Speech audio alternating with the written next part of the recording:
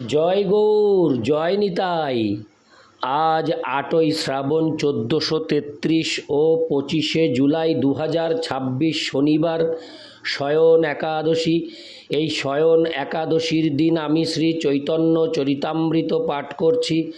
আজ আমি পাঠ করছি শ্রী চৈতন্য চরিতামৃতের মধ্যলীলা দ্বিতীয় খণ্ড, পঞ্চদশ অধ্যায়, সার্বভৌম ভট্টাচার্যের গৃহে শ্রী চৈতন্য মহাপ্রভুর প্রসাদ সেবার শ্লোক ১৮৬ থেকে ২০৫। হরে কৃষ্ণ কৃষ্ণ কৃষ্ণ হরে হরে, হরে রাম রাম রাম হরে হরে। শ্লোক ১৮৬ থেকে ১৮৮। প্রভু পাশ আসি সার্বভৌম একদিন, জোড় হাত করি কিছু কইল নিবেদন। এবে সব বৈষ্ণব গৌড় দেশে চলি গেল, এবে প্রভুর নিমন্ত্রণে অবসর হইল। এবে মোর ঘরে ভিক্ষা করহ মাস ভরি, প্রভু কহে ধর্ম নহে করিতে না পারি। শ্লোকার্থ।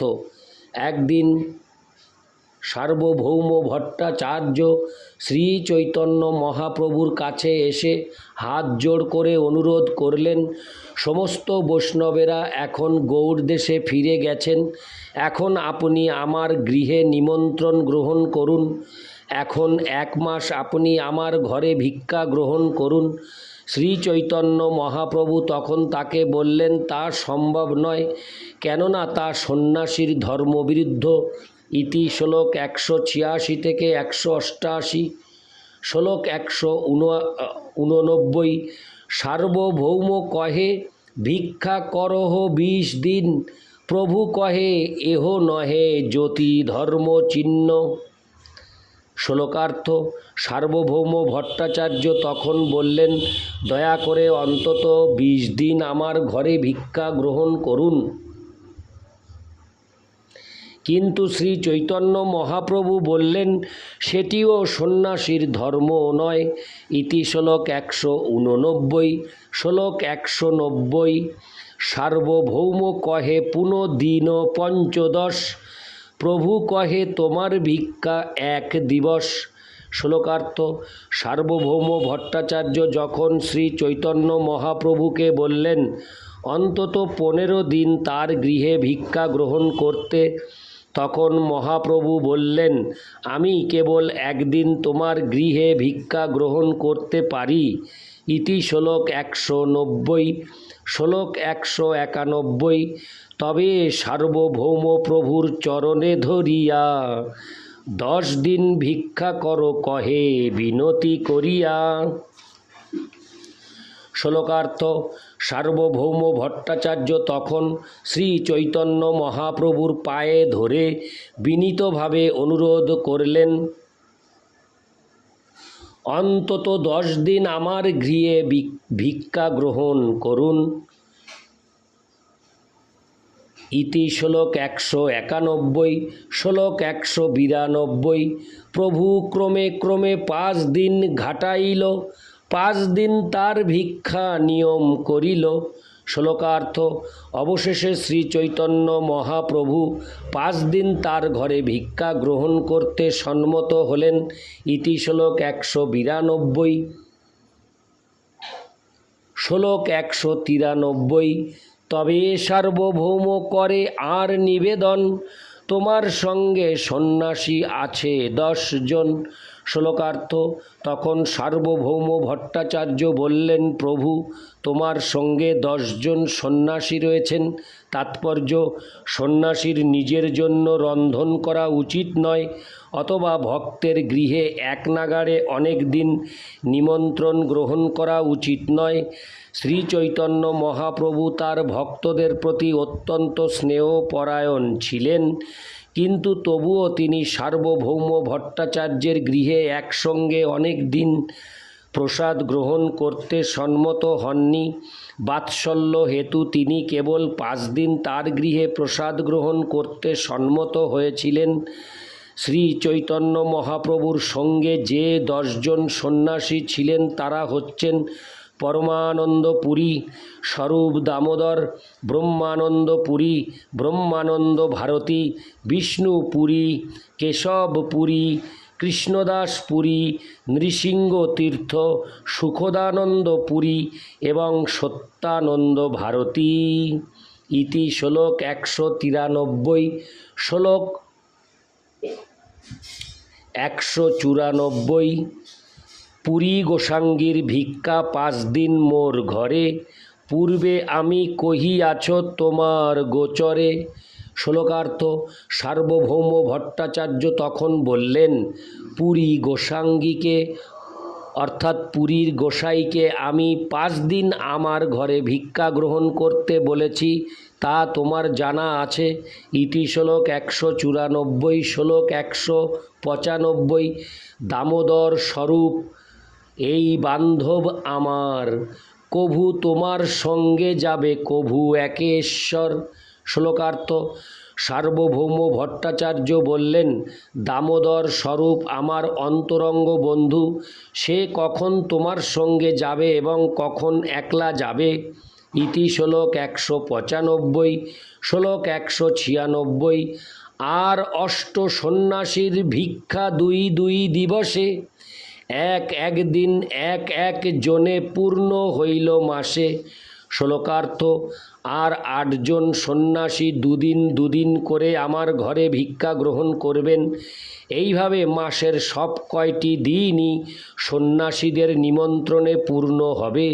তাৎপর্য: মাসের 30 দিনের মধ্যে শ্রী চৈতন্য মহাপ্রভু 5 দিন, পরমানন্দ পুরী 5 দিন, স্বরূপ দামোদর 4 দিন এবং 8 জন সন্ন্যাসী 16 দিন। এইভাবে 30 দিন হওয়ায় 1 মাস পূর্ণ হল। ইতি শ্লোক 196। শ্লোক 197।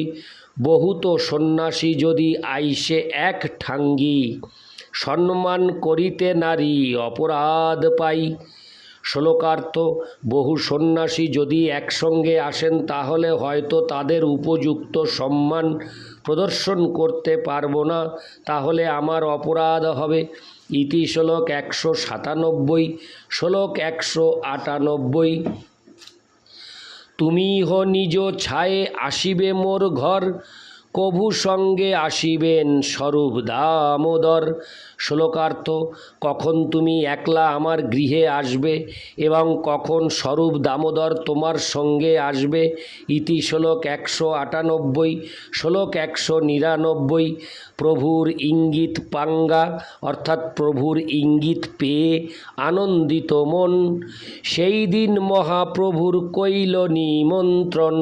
শ্লোকার্থ: এই আয়োজনে শ্রী চৈতন্য মহাপ্রভুর সম্মতি লাভ করে সার্বভৌম ভট্টাচার্য অত্যন্ত আনন্দিত হলেন এবং সেই দিনই তাকে তার গৃহে নিমন্ত্রণ করলেন। ইতি শ্লোক 199। শ্লোক 200। ষাটির মাতা নাম ভট্টাচার্যের গৃহিণী, প্রভুর মহাভক্ত তেহ স্নেহেতে জননী। শ্লোকার্থ: সার্বভৌম ভট্টাচার্যের পত্নী ষাটির মাতা নামে পরিচিত ছিলেন। তিনি ছিলেন শ্রী চৈতন্য মহাপ্রভুর একজন মহান ভক্ত এবং তিনি ছিলেন জননীর মতো স্নেহময়ী। ইতি শ্লোক 200। শ্লোক 201। ঘরে আসি ভট্টাচার্য তারে আজ্ঞা দিল, আনন্দে ষাটির মাতা পাক চড়াইল। শ্লোকার্থ: ঘরে ফিরে এসে সার্বভৌম ভট্টাচার্য তার পত্নীকে আদেশ দিলেন এবং ষাটির মাতা তখন মহা আনন্দে রন্ধন করতে শুরু করলেন। ইতি শ্লোক 201। শ্লোক 202। ভট্টাচার্যের গৃহে সব দ্রব্য আছে ভরি, যেবা শাক ফলাদিক আনাইল আহরি। শ্লোকার্থ: সার্বভৌম ভট্টাচার্যের গৃহ সব রকম দ্রব্য সম্ভারে পূর্ণ ছিল এবং যে শাক সবজি ফলমূল ইত্যাদির প্রয়োজন ছিল তা তিনি সব কিনে নিয়ে এলেন। ইতি শ্লোক 202। শ্লোক 203। আপনি ভট্টাচার্য করে পাকের সব কর্ম, ষাটির মাতা বিচক্ষণা জানে পাক মর্ম। শ্লোকার্থ: সার্বভৌম ভট্টাচার্য স্বয়ং তার স্ত্রীকে রন্ধন কার্যে সাহায্য করতে লাগলেন। তার পত্নী ষাটির মাতা ছিলেন অত্যন্ত বিচক্ষণা এবং রন্ধনে অত্যন্ত পারদর্শিনী। ইতি শ্লোক 203, শ্লোক 204 থেকে 205। পাকশালার দক্ষিণে 2 ভোগালয়, এক ঘরে শালগ্রামের ভোগ সেবা হয়, আর ঘর মহাপ্রভুর ভিক্ষার লাগিয়া, নিভৃতে করিয়াছে ভট্ট নতুন করিয়া। শ্লোকার্থ: রন্ধনশালার দক্ষিণে 2টি ভোগালয় ছিল। তার একটিতে নারায়ণ শিলার ভোগ সেবা হতো, অপর ঘরটি সার্বভৌম ভট্টাচার্য শ্রীচৈতন্য মহাপ্রভুর ভিক্ষার জন্য নিভৃতে নতুন করে তৈরি করেছিলেন। তাৎপর্য: বৈদিক পন্থার অনুগামীরা নারায়ণের বিগ্রহ শালগ্রাম শিলা পূজা করেন। ভারতবর্ষে ব্রাহ্মণেরা এখনও গৃহে শালগ্রাম পূজা করেন।